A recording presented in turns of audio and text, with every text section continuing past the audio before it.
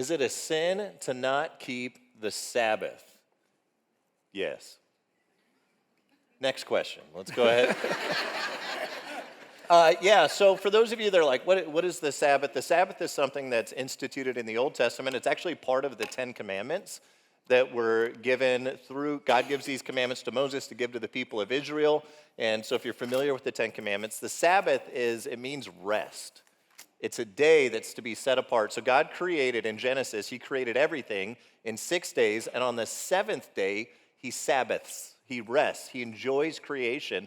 And he's actually setting an example for us to follow, that we're not to work every single day. And as God is rescuing the people of Israel out of slavery in Egypt, one of the commandments he gives them is to rest, is to enjoy creation with them. It's a command because he's helping them to unlearn the mindset of slavery that they were in previously and to live as freed people. And part of that is we don't just work all of the time. We want to take time. We want to enjoy that with God. And there's actually blessing that comes, and we meet God in that space of rest. And so it is commanded. It's not just a suggestion that God says, hey, you should probably do this from time to time. He commands it because he knows that we need it, and he knows that our tendency is to not do that. Yeah, so the principle behind the Sabbath, so everybody hear me say that word, the principle. The principle means the reason why. And so if you have in your mind, the Sabbath is on Saturday, so we can't do anything on Saturday, relax. The reason that God gives this command, and Robert said it, is because he wants us to enjoy our lives. And even though you might not technically be a slave, you can still act like one. If you're worried all the time, you feel like you got to work all the time, the whole principle is one day a week, enjoy your life. Specifically, trust God. One day a week, just enjoy the blessings of God. I'm going to read you this. This is the words of Jesus, Mark chapter 2. I'm going to read you the context, and then I'm going to read to you how Jesus responds. It says, Mark 2, beginning in verse 23, and then I'm going to skip down to 27.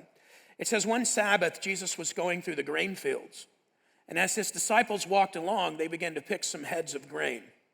And the Pharisees, that's the religious rulers at the time, said to Jesus, look, why are they doing what is unlawful on the Sabbath?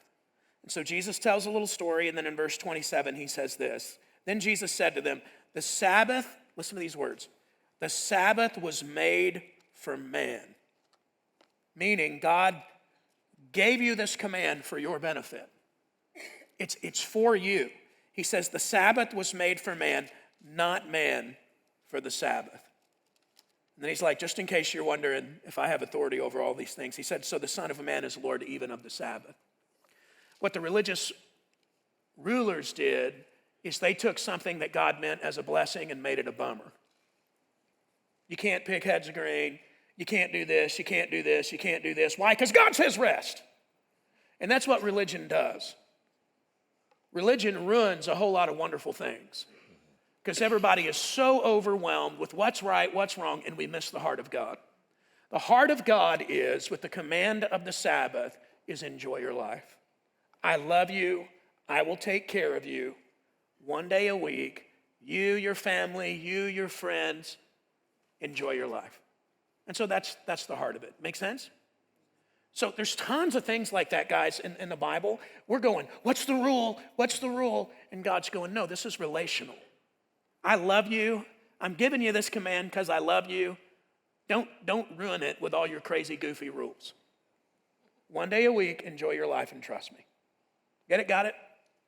Good. Yeah. It's a great question. I want to just add one quick thing. It says in the Bible that God blesses the Sabbath. So it is a blessing that God has given us. This is not meant to be a burden. And so if you turn it into a burden, you're missing out on the whole point of it. And fun little fact about Sabbath. They did a study of people, and they found that there was a specific group of people who, on average, lived 10 years longer than everybody else that they were studying. And it was people that observed the Sabbath, that made that a regular practice to rest. So you actually gain back in your lifetime, you gain back 10 years by resting all those times once a week. And then you get an additional 10 on your life on average. Again, principle, not a promise, but there's blessing in this.